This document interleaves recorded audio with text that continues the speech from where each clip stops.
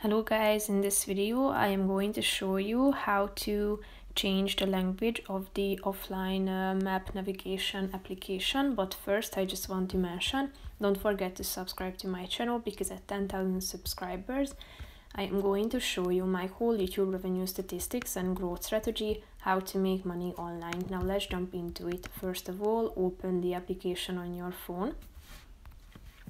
After that, you should tap on this settings button that can be found down below on the right side corner of the screen.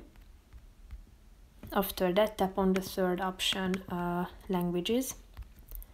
And here you can find a bunch of language options that you can choose from. All you have to do is just simply tapping on the relevant one and then click on apply down below, and the language of the whole application will be updated automatically.